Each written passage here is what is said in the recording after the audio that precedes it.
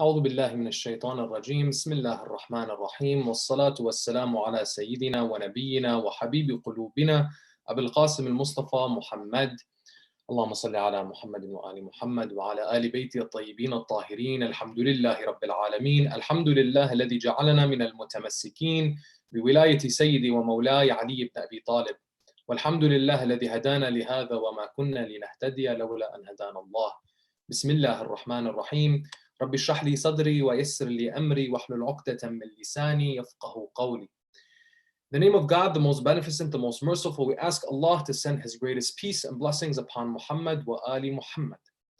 We praise Allah for all the blessings He has given us, and the greatest blessing being that He allowed us to be of the ones who remain steadfast, dedicated, and loyal in the path of our Master after the Prophet, the commander of the faithful, the prince of the believers, the protector of the Prophet and his message, Imam Ali ibn Abi Talib alayhi salam. We praise Allah for this blessing and every blessing, for without Allah, we would have nothing. Assalamu alaikum, my dear respected brothers and sisters, wa rahmatullahi wa barakatuh. Inshallah, brothers and sisters, we're going to be continuing tonight in the conversations and the discussions that we've been having in the theme of the vision of a virtuous community. And tonight, we're going to be delving into specifically the idea of what it means to be Shia. Where did this idea come from? And specifically, this topic of what does Shia mean and the history behind the use of the term Shia during both the time of the Holy Prophet, peace and blessings be upon him, and the time after and then the time before. How deep is the history of the term Shia and what's associated with it? Tonight, we're going to be covering a series of questions. Those questions include: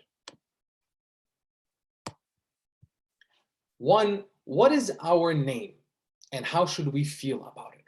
Secondly, what is the story of Ammar al-Kufi and the Rafida? Thirdly, what happened with Aaron or Harun when Moses, Prophet Musa alayhi salam, left his people for 40 days? Fourth, who coined the term Shia in the Muslim world? Who was the first to begin using this term Shia during the time of Islam? And why did the Prophet describe himself as a tree?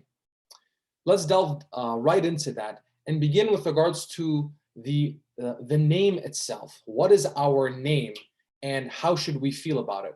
There's a narration from our Imam, specifically narrated from Imam al-Baqir alayhi salam, stressing the pride of our name. So the Imam is speaking to his companion Abu Basir. He tells Abu Basir, لِيُهْنِئْكُمُ الْإِسْمِ, be proud of your name. Abu Basir responds to the Imam and he says, "Oh Imam, what is our name? May my soul be your ransom, O son of the messenger." The Imam responds and says simply, "It is Shia, Ash-Shia, that is your name." Abu Basir responds to the Imam and he exclaims, "The people make fun of us for using that name."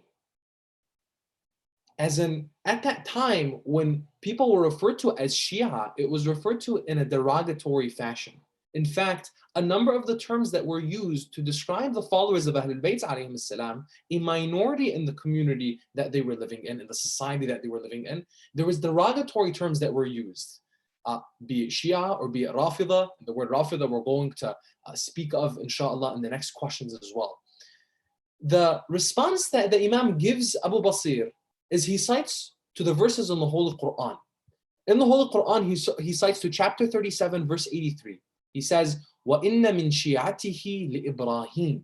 Indeed, Ibrahim was among his, as in Noah's, Shia or followers. And then secondly, he says in chapter 28, verse 15, فَاسْتَغَاثَهُ الَّذِي مِن شِيعَتِهِ عَلَى الَّذِي مِنْ عَدُوِّهِ. The one who was from his followers sought his help against him who was from his enemies. The Imam says, citing to the verses of the Holy Quran, again and repeats, be proud of your name. And Imam al-Baqir makes it very clear to us. One, what's our name? Two, how do we feel about our name?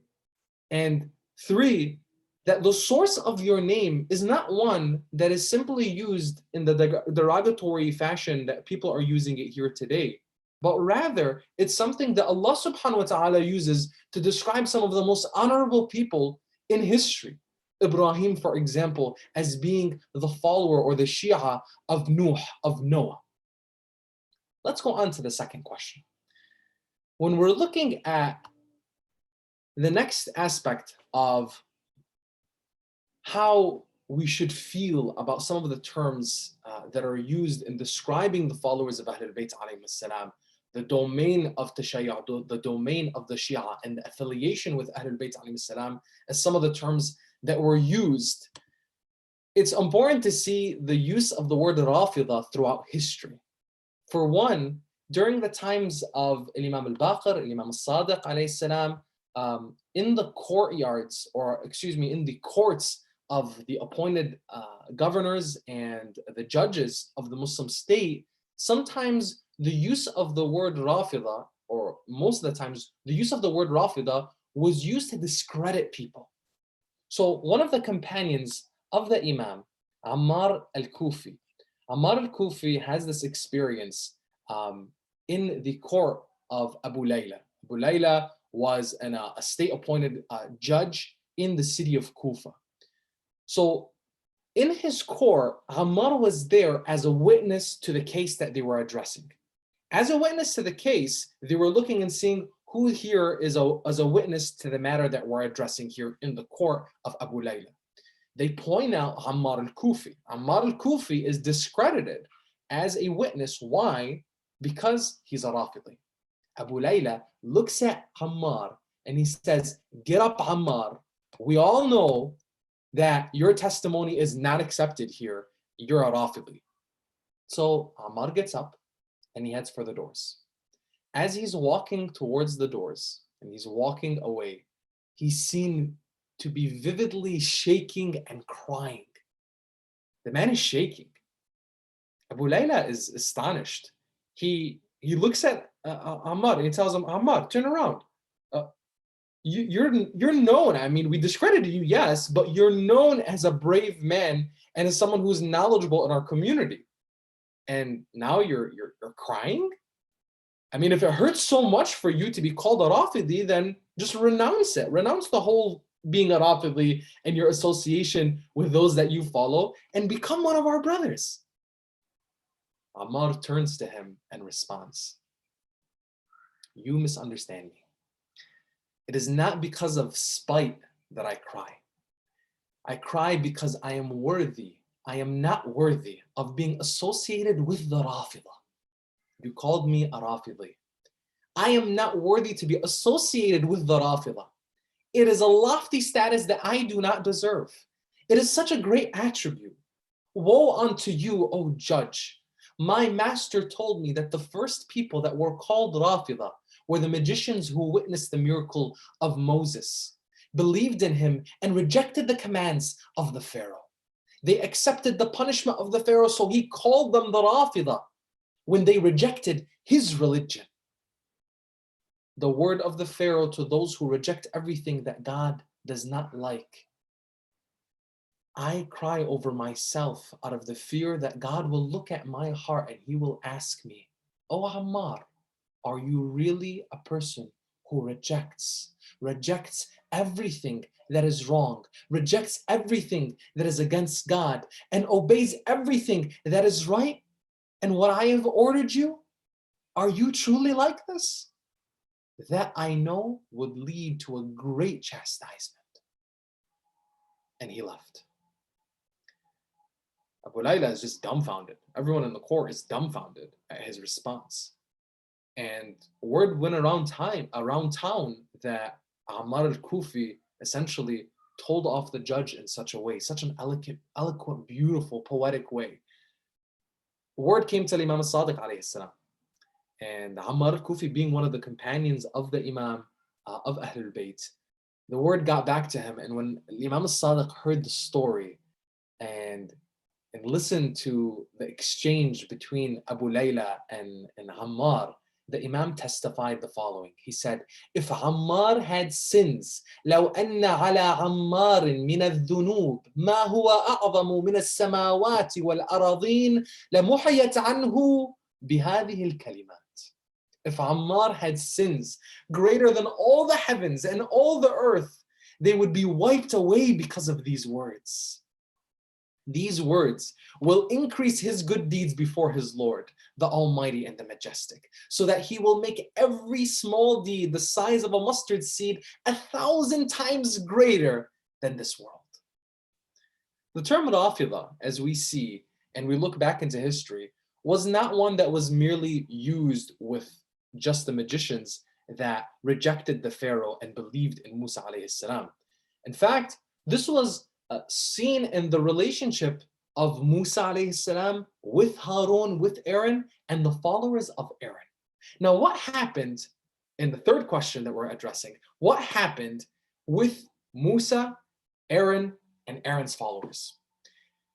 When Moses went away for 40 days and left his people, he made sure that they realized and they knew that the person in charge here, the one that you follow, the one who's taking my place, the one who I want you to follow just as you followed me, is who? Is Harun, Aaron. And Allah subhanahu wa ta'ala, if we remember some of the verses from the Holy Quran, for example, when I begin my introduction every day, رب اشرح لي صدري ويسر لي أمري واحلل عقدة من لساني يفقه قولي. The verses continue, and this is actually a supplication in the Quran by Musa to Allah subhanahu wa ta'ala regarding going to the Pharaoh. And he speaks to Allah, asking him, "Oh Allah, and make for me a supporter, my brother Harun." So Harun was always there for Nabi Musa, always there to be as his supporter. Wazirun min ahli, a supporter from my family, someone to be there for me at all times, and in my absence to continue after me. So Aaron was to Musa as that successor, as that guardian, as that leader that he could rely on in his absence. And when he would leave for 40 days, he would rely on Aaron. Now, as we know in the stories of the Holy Quran, what happened with the people of Musa was that the majority of them began worshiping the calf. And it wasn't that all of them worshiped the calf. In fact, there was a small group of people that chose not to worship the calf and chose to stay loyal to Aaron and remain on the path of Musa and Harun. So when we're looking at Musa and Harun, or Moses and Aaron, we're seeing a majority of their followers during this 40-day period, they begin worshiping the calf. They move away from the teachings of our prophet Moses in the oneness of God and the justice of God, and making sure that you worship God alone. God is simple, God is unique, God is one, there's none like he. Aaron held on to that. His followers held on to that. And when they did not waver from their position and they would not join the others in worshiping the calf, they began calling them the Rafida. And they began belittling them and wanting to harm them and saying, you people, you don't want to join us? You're the Rafida, you're the rejectors. So that they would also become known as the Rafida. It's beautiful in that the Holy Prophet, peace and blessings be upon him, he often compared himself and his relationship with Amir al-Mu'mineen alayhi salam to that of Moses and Aaron. He tells Amir al-Mu'mineen, he says, Ya Ali, anta minni, that you are from me, and you are to me as Aaron was to Moses, except that there is no prophet after me. Aaron was a prophet in his own right, and he was the successor of Musa alayhi salam, and that in his absence he would always be there to make sure that the affairs of the faith and the faithful were taken care of, just as Ali ibn Abi Talib, Amir al-Mu'mineen, was in the position to the Prophet himself. Now, when we're looking further, we also see it's important for us to realize, after the use of the word Shia in the Holy Quran, in looking at all the stories of the prophets, be it with Prophet Ibrahim alayhi salam, or Prophet Noah, or Prophet Moses and Prophet Aaron, there's a number of times where the word Shia is used, and or even the word Rafida is used historically. Some would use it as a derogatory term. However, in the use of Allah subhanahu wa ta'ala, many a times, especially when it came to the prophets, it came to address these followers. And as we know, simply put, the word Shia means followers of. Of course, there could be followers of bad people and there could be followers of great people. The significance of the word Shia comes from what? The significance is attached to who are they following. So in our case, when it comes to Shi'at Ali ibn Abi Talib, it is the followers of Amir al-Mu'mineen and everything that he stood for and everything that he represented. If one is to commit himself to being a follower of Amir al-Mu'mineen, he is committing himself to being a follower and a servant of Muhammad sallallahu alaihi wasallam. In the idea of this relationship with Amir al-Mu'mineen and the Holy Prophet, it's important for us to realize and remind ourselves consistently so that our vision of Ahlul Bayt is extremely clear and people's vision of us is extremely clear. When Amir al-Mu'mineen was asked by some of his companions after he was being praised for his lofty status, and in fact, that Amir al-Mu'mineen had attributes that were at the level of prophets and even greater, and when being compared historically and theologically to Prophet Adam, Prophet Abraham, Prophet Musa, Prophet Isa, the attributes of Amir al-Mu'mineen Ali ibn Abi Talib would be that he would be second to none except the Holy Prophet Muhammad sallallahu alaihi wasallam. And he would say this so beautifully. When compared to the prophets, the attributes and the traits of Amir al-Mu'mineen would be clear. When compared to the Holy Prophet and asked, what's your position of the Prophet and how do you compare to him? Ali ibn Abi Talib would say simply, أَنَا عَبْدٌ مِّنْ عَبِيدِ Muhammad, that I am merely a servant amongst the servants of Muhammad. Let us be clear. When we praise Amir al-Mu'mineen, Ali ibn Abi Talib, when we think of him, when we adore him, when we attach to him, when we have this pride in being associated with him and connecting to him as our path to Allah subhanahu wa ta'ala, it is merely as that path to the Prophet and that connection to him. Because he makes it clear to us that he is nothing but a servant to him. So that love for Ali is that love for Muhammad, and that love for Muhammad is that love for Allah. And we'll see that the narrations of the Prophet himself, how does that all come together? Now, who was the first person, or who coined the term Shia in the Muslim world? We see it used in the Holy Quran, we see it used historically, but the word Shia in the Muslim world, who began using it? Who was the first to use it? Of course, it was the Holy Prophet Muhammad sallallahu alaihi wasallam. The Holy Prophet Muhammad sallallahu alaihi wasallam is narrated by Ibn al-Abbas. He says, Ya Ali, shi'atuka humul faizun yawm al-qiyamah. فمن أهان واحدا منهم فقد أهانك ومن أهانك فقد أهانني ومن أهانني أدخله الله نار جهنم خالدا فيها وبئس المصير. O Ali, the Prophet is speaking to Amir al-Mu'mineen, your Shia are the victors on the day of judgment. Whoever insults one of them, your followers, has insulted you. And whoever insults you has insulted me.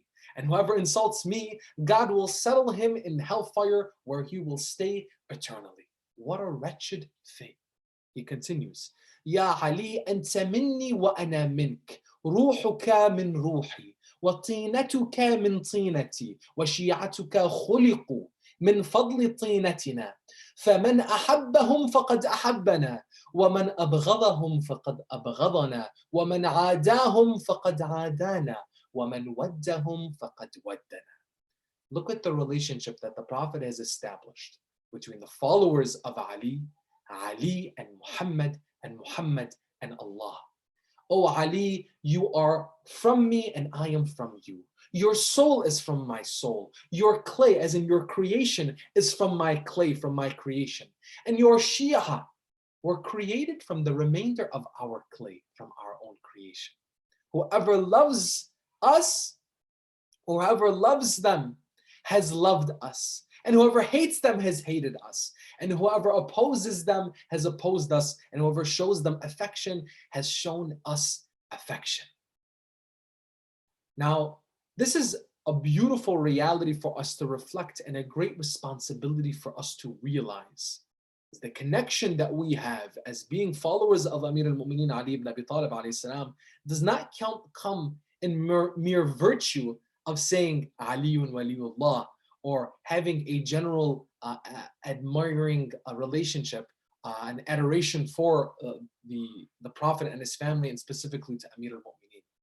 As we'll discuss inshallah in the coming nights, specifically tomorrow, we're going to dive a little bit deeper into what are the attributes of the Shia, of the followers of Ahlul Bayt, and how does one actually consider himself to be a Shia, a follower of Ahlul Bayt. Again, stemming from one of the previous discussions we had with regards to Islam and Iman, and how does one truly come into Iman, and that is directly related to what? The conduct and behavior and commitment to action, where it is not merely something that we say, but it's something that we do. It is not merely something that comes from our tongues, but it is settled in the heart. Amir al-Mu'mineen alayhi salam was that greatest servant of Muhammad sallallahu alaihi wasallam, and we commit ourselves and try to commit ourselves as his followers to emulate his path and being on the path of Muhammad sallallahu alaihi wasallam. Now, let's go finally to the last question when it comes to the Holy Prophet sallallahu alaihi wasallam and describing himself as a tree. The Prophet is like a tree, by his own words. Ibn al-Harith narrates from Imam Ali alayhi salam that he heard the Holy Prophet, peace and blessings be upon him, say, مثلي مثل الشجرة مثلي مثل شجرة أنا أصلها وعلي فرعها والحسن والحسين ثمرتها والشيعة أوراقها فأبى أن يخرج من الطيب إلا الطيب. My likeness is that of a tree. I am its root. Ali is its branch. Hassan and Hussein are its fruits, and the Shia are its leaves. Indeed, nothing will spring from what is good except what is similarly good. Now, again, bringing this all together, as we look at this relationship that we have with the Holy Prophet sallallahu alaihi wasallam and Amir al-Mu'mineen alayhi salam, it's important for us to realize that from a sociological perspective, like we mentioned yesterday, from a socio-religious standpoint, that we're looking at ourselves and we're looking at everybody else around us. Though that there is great significance placed on that core identity as being followers of Ahlul Bayt alayhim as-salam, what does that do for the way we look at everybody else? When people generally see themselves and they see themselves in a lofty status, that can induce one to begin behaving towards other people in a negative way.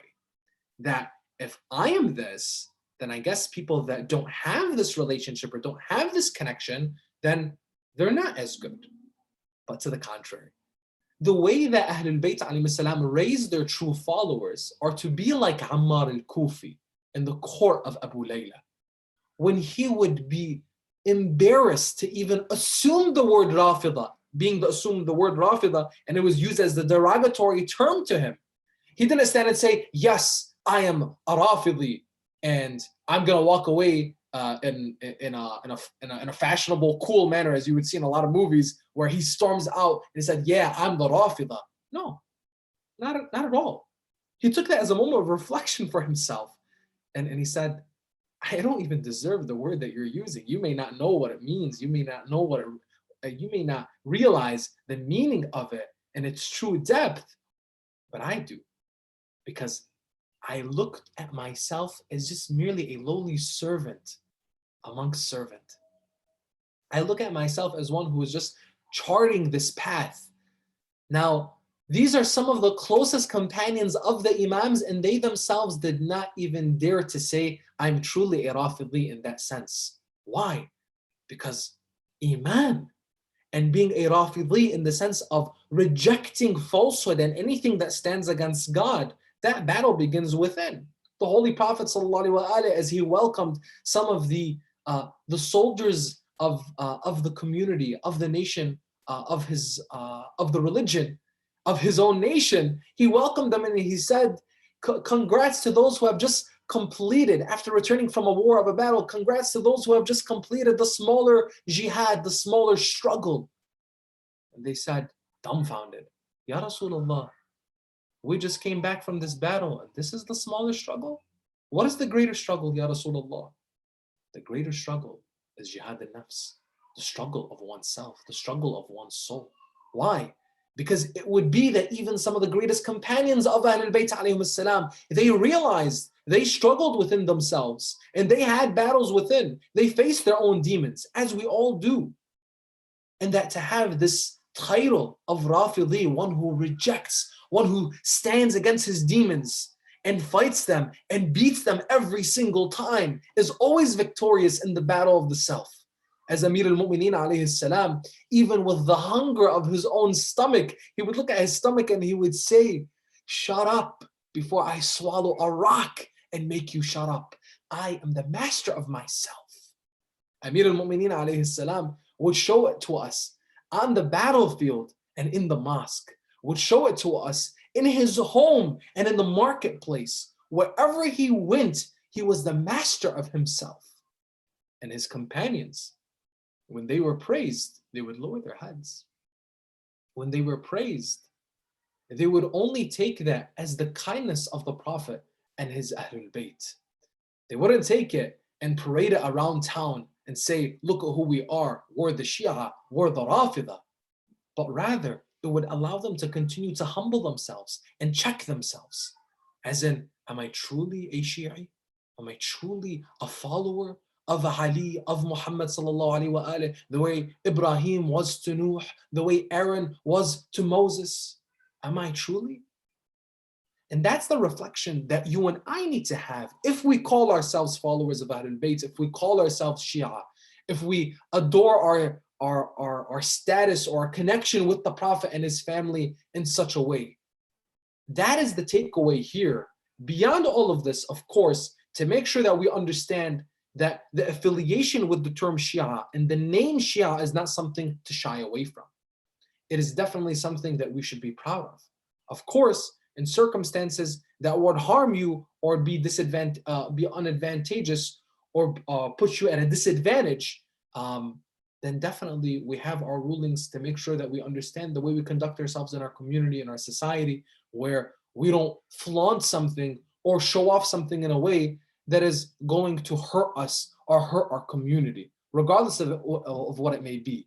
It could be the title or the affiliation or speaking up about certain things. We know that Ahlul Bayt alayhim salam taught us to be ones who knew how to conduct themselves in their community, in their society, and were smart with the words that they used, and were smart in their engagement with people. The position that Ammar al-Kufi had with Abu Layla was one who was a man who looked defeated, and that they wanted to bring him in. Oh, if you're crying about this use of the term Rafida that we have with you, and it hurt you so much, then come, our brother, refuse, renounce them, and join us, and let us be together as brothers. But he made the record clear into, you don't understand it, you don't get it. Rafida is not something that you're calling me. Rafida are the people that Allah subhanahu wa ta'ala praised in the Holy Quran. Allah subhanahu wa ta'ala elevated the status of these individuals who committed themselves to a lifestyle of dedication to Allah, removing from their hearts falsehood and cruelty of all forms, and committing themselves to justice and righteous doing all the time. Now, we, alhamdulillah, have addressed these few questions and made sure that we covered the following. We covered what Imam al-Baqir alayhi salam said as in being the name of his followers as an Ashia, and to be proud of our name. That we covered in the second question, Ammar al-Kufi, who was praised by Ahlul Bayt for bringing honor to what was used as a derogatory term, and cleared the record of what it truly means to be a Rafidi.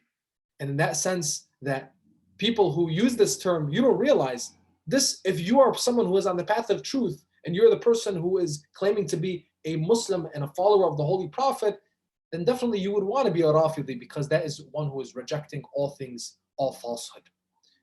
Aaron, peace and blessings be upon him, and his followers were one who committed themselves to Prophet Musa, and they were called Rafida as well in a derogatory fashion.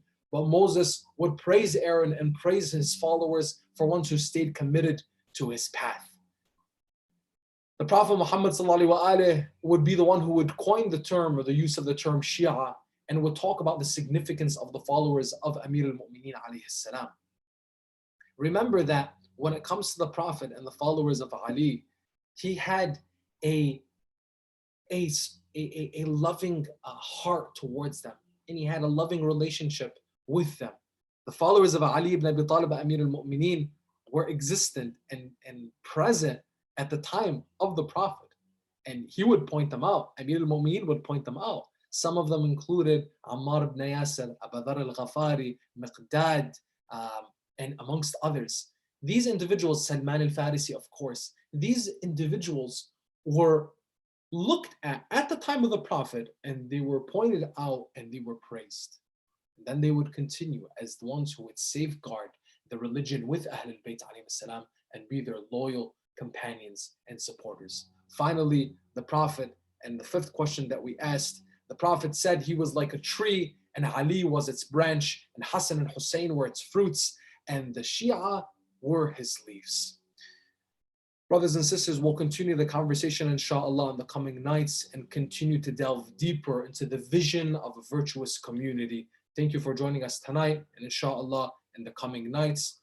Please, if you have any questions or would like to comment on some of these discussions, feel free to reach out to us, follow us on our social media channels, share your pictures of watching these videos. Let us continue to reach out to our families, our friends, share these links so that we continue to benefit from these discussions in the holy nights of Ramadan. One of the greatest things to do in the holy nights of Ramadan is for us to seek knowledge and for us to share knowledge. So inshallah, as we continue to share from the verses of the Holy Quran, from the verses and the sayings of the Holy Prophet ﷺ and his Ahlul Bayt, and we delve deeper to see and understand the analysis of our scholars and how they interpret and see the vision that Ahlul Bayt, the Prophet Muhammad ﷺ, and the prophets before him, all coming from Allah subhanahu wa ta'ala. What was the vision of a virtuous community, and how do you and I